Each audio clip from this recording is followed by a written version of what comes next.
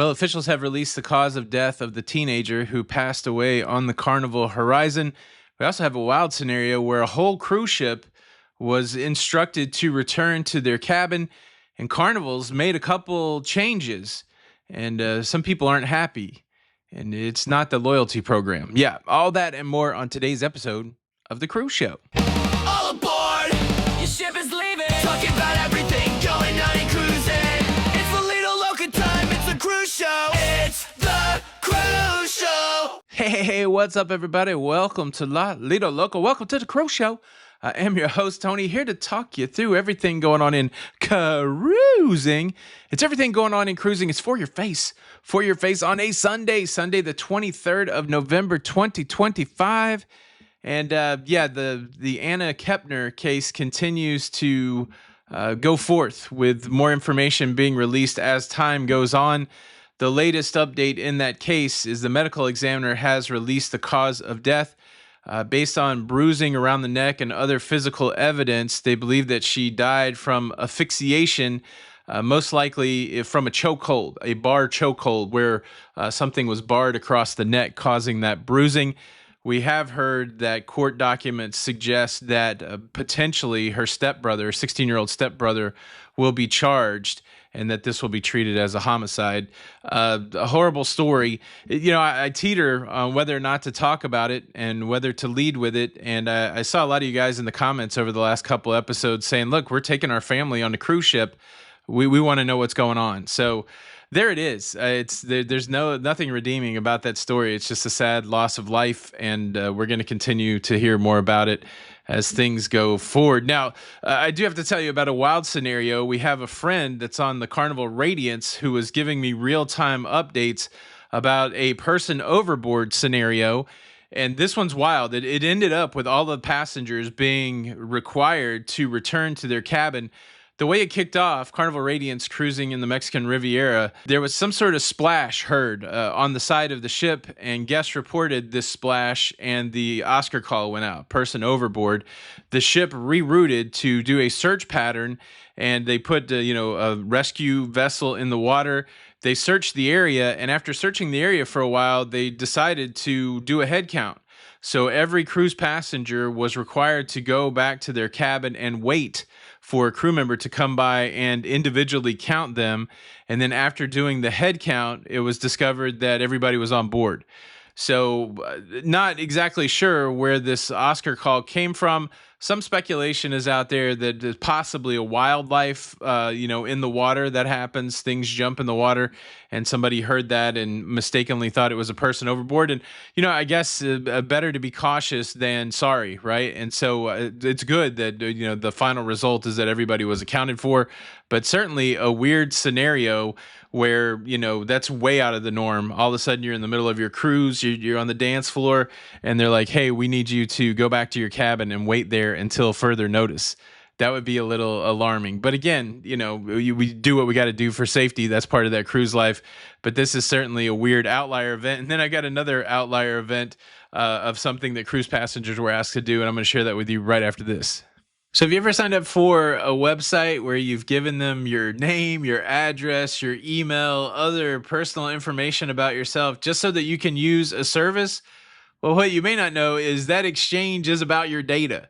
People are letting you use their service so that they can buy and sell your personal data. These people are called data brokers, and they keep your data in data warehouses. And because of this transaction that you've consented to, all of a sudden your personal data is showing up in people search engines, or it's being leaked to hackers. It's a real problem to have your data out there on the internet. But what's cool is because you consented to give your data to these data brokers, you can also revoke that consent. The challenge is, how do you get to these people that are buying and selling your data? That's why I'm thankful for the sponsor of today's episode, Incogni. Incogni is a service that works on your behalf to interface with these data brokers and data warehouses to get your sensitive data removed from the internet. It's a super simple process, really 3 steps. Number 1, sign up for Incogni. Number 2, allow them to, or authorize them to work on your behalf. And number 3, you just sit back and you let Incogni do all of the work. It's really shocking shocking how many of these data warehouses, data brokers are out there. To date, using Incogni, I've had my data removed from over 500 of these data warehouses. Fortunately, you can try Incogni for yourself at a discounted rate if you scan the QR code that's on the screen or click the link in the description. Use the code Lido Loca, and you can save 60% off of your annual Incogni subscription. Thank you, Incogni, for sponsoring today's episode. Now, like I said, this next story is a story that's another outlier, something that doesn't happen often on cruises, but I guess it happens with some frequency. There was a recent post on Reddit where a poster was asking if you'd ever been on a cruise where an announcement came, into the cabins or throughout the cruise ship asking for blood donors. Apparently, they were on a cruise ship where there was a medical emergency, and the captain came over the loudspeaker and said, "Hey, we need blood donors. We need a specific blood type." And they said in their case, like within 5 or 10 minutes, the captain came back on and said, "We had enough volunteers." So apparently, based on the responses to that comment, this happens with some sort of frequency, because a lot of people chimed in saying, "Yeah, we had this on our cruise." It really kind of opens up an interesting idea for me. I don't think I know what my blood type is, which is probably not good for everyday life. I probably should know that in case I'm in an accident, or I should have it recorded or something like that. But I just want to throw that out there. So, two weird scenarios where you get, told to go back to your cabin for a head count, and then another scenario where, because of a medical emergency, they're asking for blood donors on a cruise ship. I'm curious, anybody out there? I know, QB is the person that was on the Radiance, and she comments all the time. So at least I know she was the one. She's one that's had this go back to your cabin. Shout out QB for being a constant commenter and always part of the community. And thanks for sending that information over. But what about this blood thing? Have you ever had a scenario like that? And then if you had that kind of a request made and you were cruising near Transylvania, would that be troublesome? Do you know your blood type? Leave a comment below. Now, I'd like to introduce this next segment with a popular TV theme song written by Ludacris. Are you ready? Bad boys, what you gonna do? What you gonna do when they come for you? Bad Boys is filmed on location at the port of Palm Beach. There's a story out there where there was a cruiser cruising out of the port of Palm Beach, and I really think the only cruise line that goes out of the port of Palm Beach would be Margaritaville at Sea, the Paradise, the oldest ship they have there. There's a story, the man's name hasn't been released, but somebody went to get on their cruise the other day, and they were pulled out of line by U.S. Customs and Border Protections because there was an outstanding extradition warrant. They needed to be extradited from Osceola County for grand theft. I thought that was just a video game, but I guess that's a real charge. So, again, I've said it before. I don't know. Are there any criminals out there listening to this? If you're a criminal with warrants and you've got a cruise vacation planned, good on you, because you should always be booked. But be careful, because when you go, they got your name on a list, and they're like, the Customs and Border Protection, a little bit like Santa Claus. They take that list and they check it twice. They're trying to find out who's been naughty and who's been nice. And if you're naughty, they go snatch you up at the port. Speaking of getting snatched up at the port, it did have a weird thing during the embarkation of this cruise. Of course, if you've cruised on Carnival anytime in the last couple of years, you know that part of the embarkation process is that a canine smells your luggage, your handbags, your hand luggage. What is that? Like, this is an old English term, hand luggage. They smell your hand luggage to see if you have any contraband. And I was in the line. Me and Don were in the line. My friend Don from Don's Family Vacations. Make sure you check him out. We were in the line waiting to get our luggage sniffed by the dog. And the dog just left the line that we were in and went deep into the queue that was behind us. And the dog was gone for a few minutes. And then a few minutes later, one of the canine officers came out with a baggie of oregano, or at least that's what it looked like.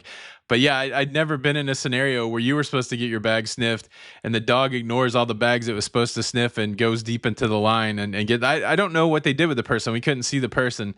You would have to think that they would get booted at that point, or I wonder if they're like, well, we found it, so you can still get on the cruise. That was pretty wild, Port of Miami. Now let's talk about a couple things that Carnival's done over the last couple days, or maybe the second one that I'm going to tell you about, that people just discovered. I don't know when they did it, and I don't know if we have an official statement on it, but that seems the one that's getting people upset. The first thing that was pretty, well covered. I made a little short video about it. Carnival has extended the expiration date for the loyalty status of everybody because their program's changing, right? We had the announcement that the Carnival program, the new rewards program, would start June the 1st, 2026, and you would have to get everything that you needed to be ready for that program by the end of May 2026. And that left some people pretty upset. That was the first announcement. The second announcement was that, hey, if you could make Diamond, you're going to be Diamond forever, and Platinums would get 10,000 bonus points every 2 years if that was your status when June the 1st came around. And people still were not happy about it. And now just a couple days ago, they came out and said, well, let's just extend that. So now you have till September the 1st. You got 3 more months to obtain the status that you're going to have before they kill the old program and before they start the new program. And I've been reading the feedback. I posted that short video, and the people that are not happy about it are still not happy about it, and they're vocal about it. Some people are saying, this is just a way to try to entice people to book more cruises before it goes away. And other people are like, yeah, we're already gone pecan. Again, I don't have any of the data on it. I would love to see the data on it. What I do know and what I do believe is that Carnival cannot deliver the platinum and diamond rewards that they have now. And I believe that's why they are changing the program. I'm not sure how they're going to change it in the future because, if they're encouraging people to get to diamond and platinum, because if you can get to diamond, you can be diamond forever, they're going to have to change the rewards on some level so that they can deliver the rewards. And it's going to be a spin-based system. I think all of that detail is going to come out in the future. But right now, it's all about jockeying and shuffling around the loyalty levels. And, again, I'm assuming some people that maybe are close to getting to diamond or platinum were fairly happy with the announcement from a couple days ago. But it seems like a lot of the feedback we're getting over here is that a lot of people still aren't too happy. But look, Carnival's, they've dug themselves into a hole a little bit with this loyalty. I think they knew in the beginning they had to make a change. And it's interesting to see how this change plays out. I'm kind of looking for it. I think it's good if anybody needs that extra time, but I'm kind of just ready for it to change so that we can see what the new world is. But yeah, I guess we'll have to wait all the way until September of 2026. And look, like I said, that wasn't really the thing that I saw the most people upset about over the last couple days. Here's an interesting thing that I would have never thought about. Apparently, with the drink package on Carnival, when you buy the Cheers package, it allows you to get 15 alcoholic beverages per day and essentially unlimited non-alcoholic beverages. The interesting thing is when you are consuming or buying or obtaining your alcoholic beverages, seemingly just up until a little while ago, you had to wait 5 minutes between the drinks. So if you went to the bar and you got an alcoholic drink, you could not return to the bar until 5 minutes later to get the second drink. And apparently that's the way it's been. People that are in the know, they're saying that's the way it's been.